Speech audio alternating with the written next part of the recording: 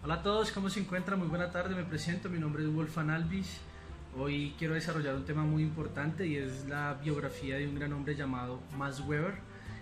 Pero para desarrollar este tema y la vida de este gran hombre no puedo hacerlo solo, así que tengo tres invitados muy especiales que estudian conmigo en el Centro de Gestión Empresarial del SENA, y conmigo se encuentra Diego, se encuentra Andrés y se encuentra Santiago.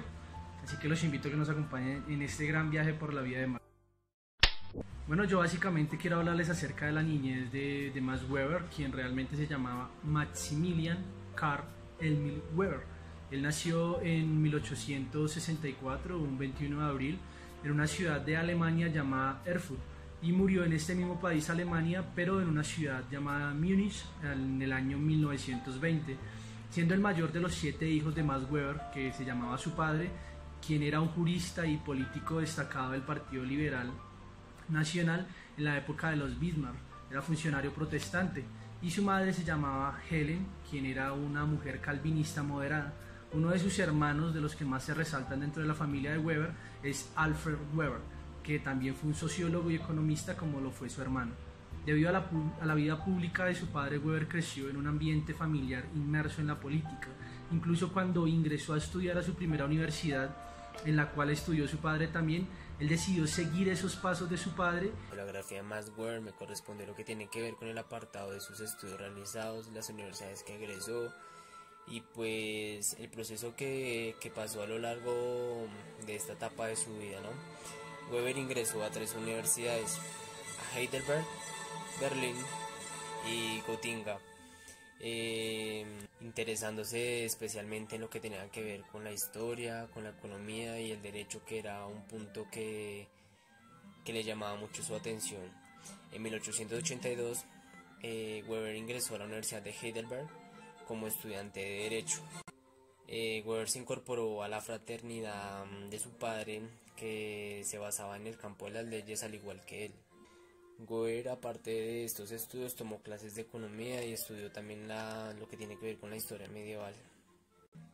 Weber tuvo como profesor a su tío, el historiador liberal alemán Hermann Baumgarten, autor de 2 voluminosas historias que tenía que ver con la época española.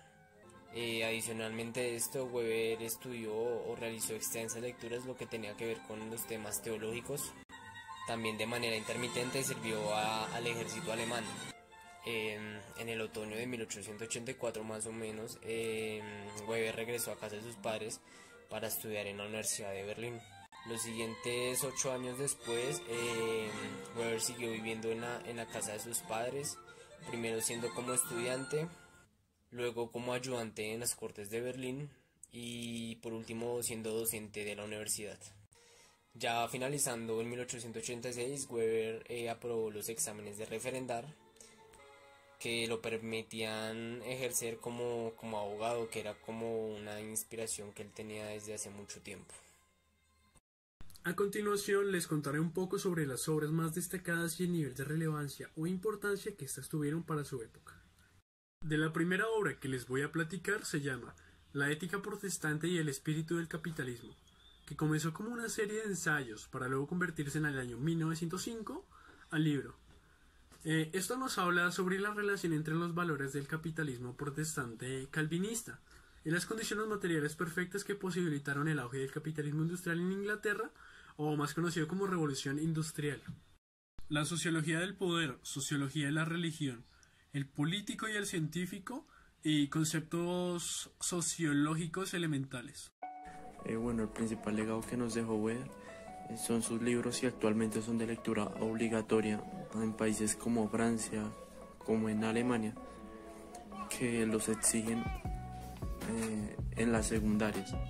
Las obras de Weber no son solamente relevantes para temas de economía, de historia y de estudios culturales, sino también para temas organizacionales. Una de sus grandes obras y una de las más principales se llama La ética protestante y el espíritu del capitalismo. Este texto se escribió en la época de 1904 y explica principalmente cómo surge el capitalismo. Esta obra es una de las más populares, de las más queridas y más importantes de él a nivel global. Actualmente el legado de Weber nos beneficia principalmente en el tema de las organizaciones, ya que lo que es en el siglo XIX y XX surge la necesidad de orden tanto en las organizaciones de la época como en los trabajadores, ya que las organizaciones exigían una guía teórica para superar el desorden que había en esa época, y los trabajadores exigían un trato justo, ya que en esa época no tenían un trato correctamente hacia ellos. De esta manera Weber logró solucionar los problemas organizacionales de la época y logró dar solución a las organizaciones y a los trabajadores de esta época. Muchas gracias. Esto concluimos una breve introducción a la vida de Max Weber. Esperamos que haya sido de gran aporte para sus vidas y para su formación académica. Muchas gracias.